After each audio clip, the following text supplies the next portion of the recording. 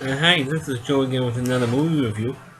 And for the start of this video, I'm going to be discussing a movie series that for some reason I've been putting off for a long time.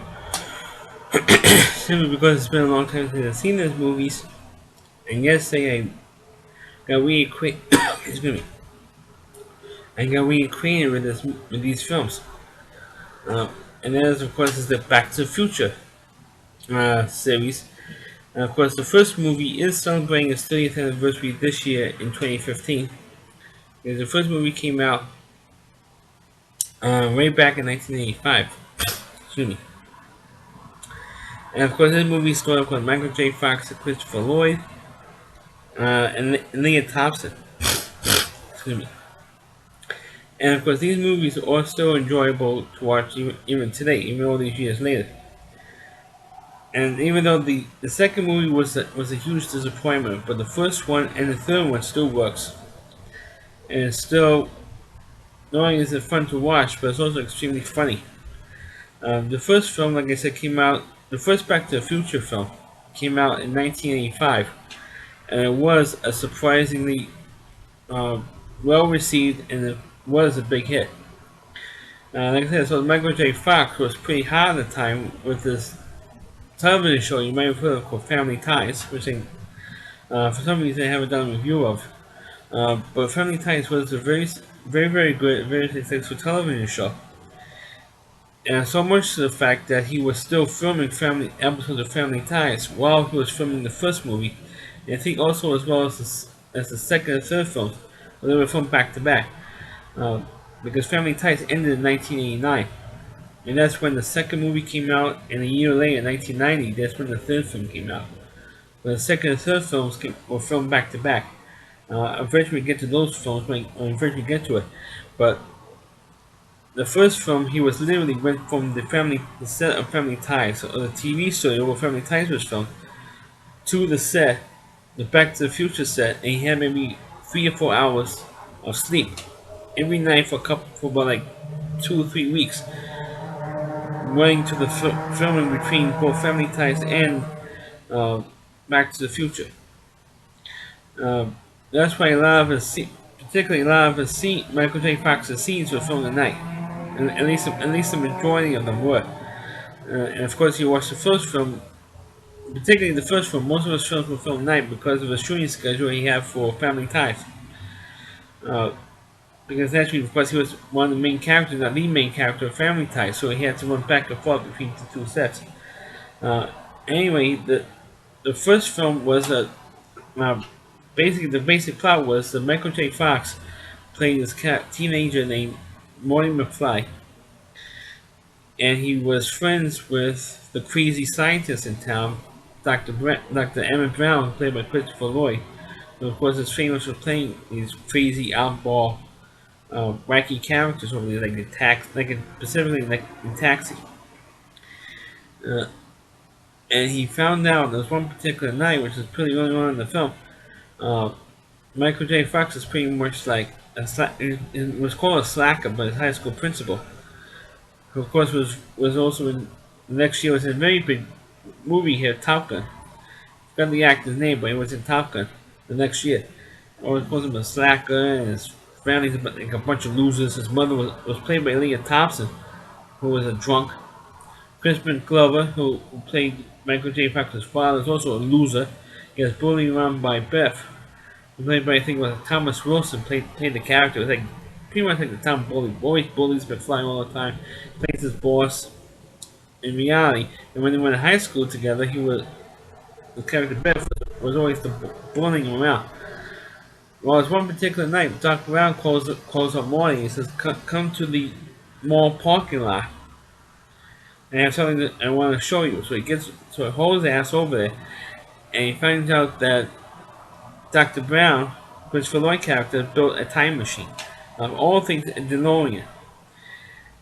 And it went to the core, which of course was one of the most expensive cars at the time in the 80s. Unfortunately, you can get a DeLorean. I don't think you can get a DeLorean anymore. But since this is the 30th anniversary of Back to the Future, they remade that car for the 30th anniversary. Uh, anyway, he showed them they built this time machine.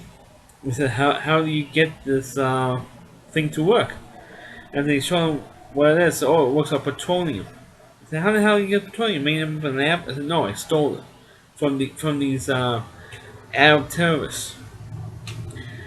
And of course, after he lowered, redid the machine, the time machine, he was going to go ahead in time. He was going to go ahead in time, 25 years. So Michael J. Fox says to him, okay, Doc, why didn't you look me up in 25 years? He said, okay, I'll do that. Because for some reason, Michael J. Fox was friends with Dr. Brown. And of course, guess what happens? The terrorists show up and they kill Dr. Brown. Roy Ray here escaped, was getting into the car, and he ended up traveling backwards in time 30 years to 1955. And it was just before his parents met and fell in love. And of course, it goes into the story how his parents actually met, and how Leah Thompson's character instantly fell in love with Michael J. Fox's father. They went on this under the seat dance, which was a big dance in the school and everything else. But instead of falling in love with the father, Leah Thompson actually fell in love with her son, which makes it a real great comedic thing.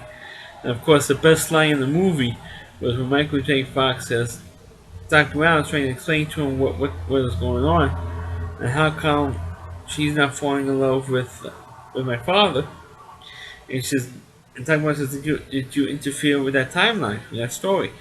I said, yeah, I kind of did.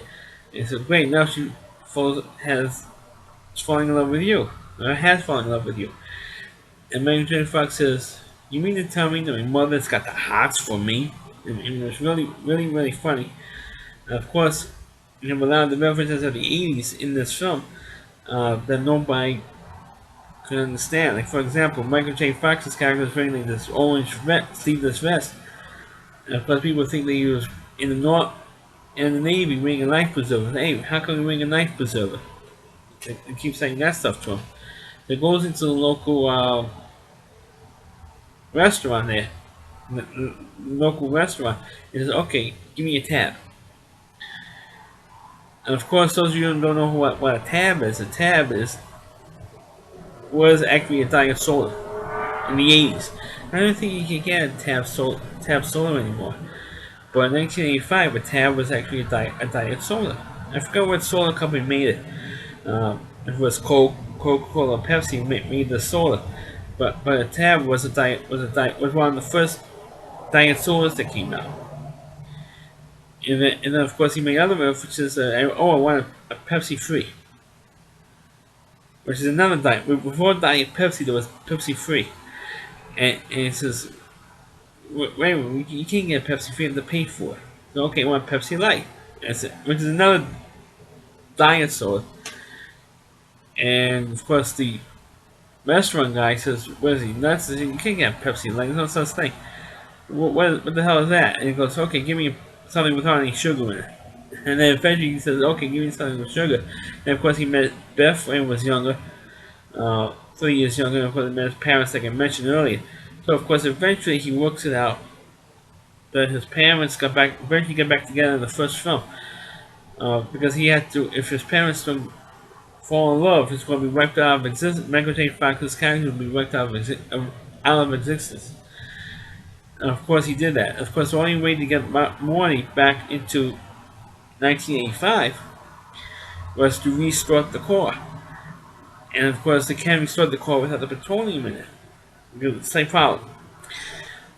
And so Dr. Brown says the only way you can towards that amount of 1.85 gigawatts is a ball of lightning.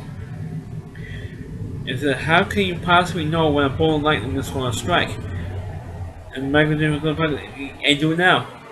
And because he knew that precisely 10:04, I think it was, p.m., a ball of lightning is going to strike the clock tower, and at the court, I think it was at the courthouse or the, I think it was at the school. It was going to hit at precisely 10:04 p.m. on November 5th, 1955. So he knew exactly when the lightning is going to hit. So, oh well, great. So they set up this thing, and they finally did get Roy back through time, back to 1980. He went back to the future. Dramatically, as Christopher Lloyd said in the film, and he did. And believe it or not, times were affected a little bit. Now all of a sudden, Beth, the Beth character, now all of a sudden is a wimp, or a wimpy character, because his father pushed him out and beat, at the dramatically when he fell in love with Lorraine, um,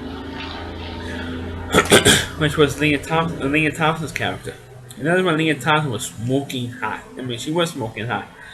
Uh, you wouldn't like her when she was wearing the older makeup, but of course she was one of the hottest women in the 80s at the time. And of course Michael J. Fox did get the truck of his dreams at the end of the film. So he reunited at the end, even though he was only you know gone, for about a week.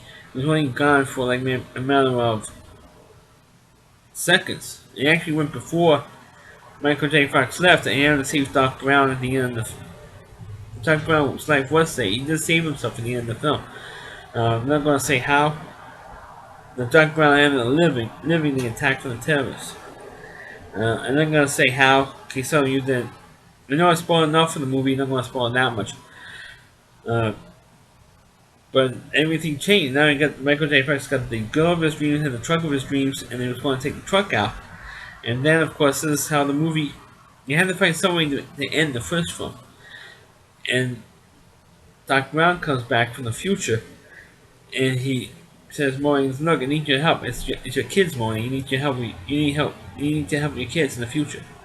And so Raymond, what about us? I said, "Jennifer considers you too, because both of you eventually get married and have kids."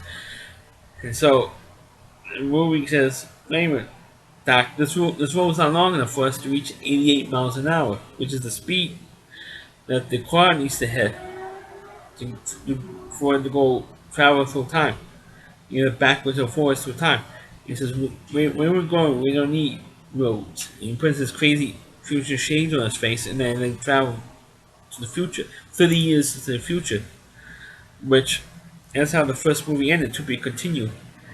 And it took about 4 years for the sequel to come out, and I wish it had stayed just the one film and just made it like a spoof. But of course, over the years, people would say, "Oh, how come you never made a sequel to Back to the Future and all that stuff?" Uh, because the second movie was, I felt, was like the worst one out of the whole three films. Like I said, the first one, like he said, they go to the future for a little bit, and then they travel back to the past, back to the present, back to the past. I mean, it was going back and forth between past, present, and future. And of course, this was the movie that a lot of Chicago Cubs fans and a lot of bettors in Las Vegas were waiting for, because according to Back to the Future Part 2, this year, 2015, is the year that the Cubs will finally win the World Series. Because there's a scene in Back to the Future 2 when they go to where Michael J. Fox goes to the Times Square, we like a billboard. They made it more like Times Square. The town square of the town they're in. And it says, "Congratulations to Cubs 2015 World Champs," and they defeated Florida. Of course, at the time the movies came out, there was no team in Florida, no major league team in Florida anyway. And the team that was named Florida was in the National League. As a matter of fact, about some, I think 14 years later, Florida beat the Cubs in the playoffs thanks to Steve Bartman. But there's another story altogether. So in this town, they did try to help the kids out originally, but the main problem was that, of course, in the first film, you didn't have, other than Beth, you didn't have like a real good, strong villain. This time, they made Beth a bigger part, a bigger role in the second film, and more of a bigger villain. Because Michael J. Fox wanted to store all the sports team results from 1955 to 2000. So what he did was he bought this book and said, "Okay, go back in time to 1985, and he could make all these bets from 1985 all the way up to 2000, all betting all the winners of these sports events." And as a result, of every sporting event from 1955 to 2000. So you get bet on the team, either the horses or the teams, will win the championships or particular games. But unfortunately, he didn't get Biff got a hold of this book, or the older Biff did. Traveled back to 1955 and gave it to the Biff for 1955, and of course he became rich. Eventually married his mother, killed married the Leah Thompson character, killed Michael J. Fox's father in the film, and oh shit goes to hell. And of course he got Biff got Doc Brown committed to an insane asylum as well. In the alternate version of 1985. So what they decided to do was decided to go back to the past, get the book back, and then go back to the future. Stop Biff for giving the old Biff, giving the young Biff the book, which of course they eventually did, and then of course they try and get back to the normal 1985. And then meanwhile the core got exploded by electricity. And so Michael J. Fox says, okay, I'm screwed, right? So so he found out some mysterious guy comes up and says, hey, are you Marty? He said, yeah. I got this letter for you. We've been holding on to this letter for like 70 for the last 75 years or so. From 1885. So why would you take the letter from 1885? And then of course this mysterious guy told him all this stuff that some old guy says, hey, to give you this letter now, describe what you look like, describe you to me in this specific place, this specific time in 1955. And it happens to be a letter from Doc Brown in the Old West in 1885. So according to Michael J. Fox, he goes back to a spot where where the car went to the future in the end of the first one in the town square. So Doc Brown then helped Morty get back to 1885. Got the car and went back to 1885 into the past, and that's where and finally that's the third. I know it's getting confused really confusing in the second film, but then when Michael J. Fox went back to the past in 1885 and found Doc Brown, and he met his family in 1885, and he uses the name role names Clint Eastwood, role names. Then he found Doc and he was married or was in a relationship with Mary Steenburgen. And of course, they wanted to be married in real life to Ted Danson. I think at that time, and she was coming off of movies like Parenthood and I forgot what other films that she did before this one. And of course, what I should mention is Back to the Future 3 came out a year later, in 1990, and this was the third and final film of this series. And he says, okay, how do we get back to 1985? And said, I'm here to come and rescue you and all this stuff. And Doc says, look, I'm happy and pleased. I want to be here in the past. He says, okay, but how do I help me get back into the future? And of course, he met with Biff, an 1885 Biff. And of course, the problem is they always have this gag where Biff crashes into something and a whole bunch of shit, manure dumped on him. They did that in the first film, they did it in the second film, and of course, they did it in the third film. He says, I really hate this shit. They said that in the third film because it was getting ridiculous. But of course, the film does end with Jennifer, I think Beth or Morty going back to 1985 eventually. But the third film was really a good film and a nice. I know I'm going fast with the third film because there's not much for me to say about the third film because it was a very good film. The third one was. The second one was confusing as hell. The first one was great. I don't have any problem with the first one. I thought it was a terrific movie. I liked it. I liked Christopher Lloyd in it. I liked Michael J. Fox is always good. I always liked anything he did. I always liked it. And of course, I like Leah Thompson in it. So it's like major high. Even though the next movie that Leah Thompson did was a complete bust, which was a god awful Howard the Duck movie. Anyway, she was also in this movie as well, and I thought it was kind of fun and silly to have at least basically most of the same cast in all three films. But I think Crispin Glover, who played Marty McFly's father, for some reason he didn't appear in the second movie. I forgot the reason was. Um, the reason why he was not in the second film. But I thought it was kind of fun to have, pretty much most of the cast in all three films. Um, but for the third film, you will catch an error.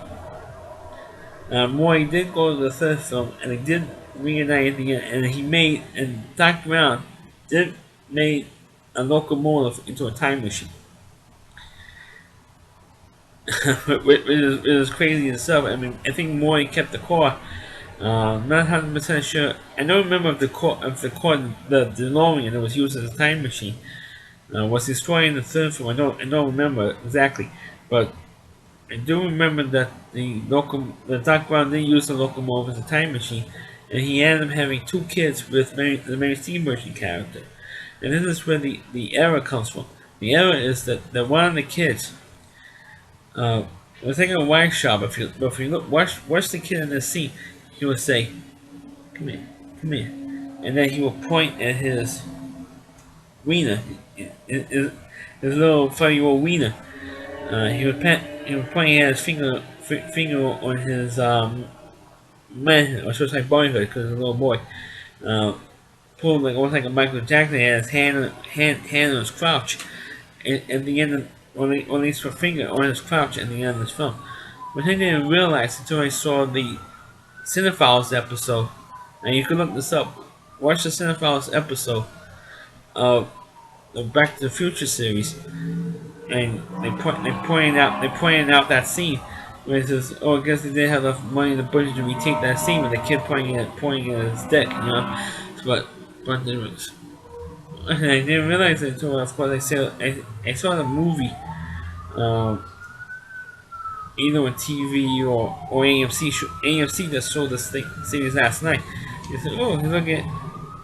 We just haven't seen a particular scene, and it's and the scene was on YouTube. I said, "Damn, I can't believe they didn't catch that." Like one of those things that movie editors don't catch. Um, and they're all playing mistakes of other movies, editing mistakes in other movies too. Like Pretty Woman, for example. Uh, when Julie Roberts takes off his tie, Richard Gere's tie, and a few seconds later, the scene with the tie on. Something with the dessert cups. I think I pointed that out in the my review for Pretty Woman. But for the films, I know I'm getting a little off track. But the third movie, other than the first one, the third one was really a good film compared to the second one. The second one was just a confusing mess. So, but you have to watch the second movie to understand the third film. But I just wish you went from the first movie to the third movie, and forget the third Back to the Future, or the second Back to the Future movie, because I wasn't that big of a fan of the second one. Uh, Even though I just watched it last night, so I thought, oh, and watched it again. And at first, I thought when I first watched Back to the Future 2, I thought it was terrible. And then I watched it again last night. So, oh, the movie is. I mean, it is kind of a confusing mess, but it's not as bad as when I first saw it. It kind of like grew on me. The second movie, but the third movie is definitely of the two sequels, the best one. So that's my review of the Back to the Future movie series. Please click on the video. Please rate it. Please subscribe to my channel. And please watch all my old videos. You can catch all my videos on my YouTube channel, including those that are not movie reviews or TV show reviews. Because I have posted other videos that I personally shot, or personally filmed with my camera, with Rockaway Beach, and last year I shot some local fireworks show that last year, which is practically has like 0 views on those videos. It's been a year with me. Um, and plus, you can check out some of my videos on rowdyc.com. That's ROWDY and then C.com. Please check those out. If you haven't gone to that site, also you can check out Christy Moore, who runs that website. He does a terrific job on his videos. I can't praise this guy more. I mean, he is really good. He's definitely one of the better uh, internet critics that are out there, and he does a great job on his videos. I can't praise his videos more. I mean, I have seen every one of his videos. I've been following Fizz for 5 years since he started doing reviews. That's why I became a reviewer, because of Fizz Moore. Because if he could do it, even though he edits scenes from television shows and that he does on his reviews, I don't do that because I don't have the equipment to do it. But if he could do it, I could do it too. I like to think it kind of looked like the guy. Um, because I have fat and with glasses, just like he does. Uh, and he kind of inspired me in a way to do my own reviews. But I'm mostly mistaken to movies.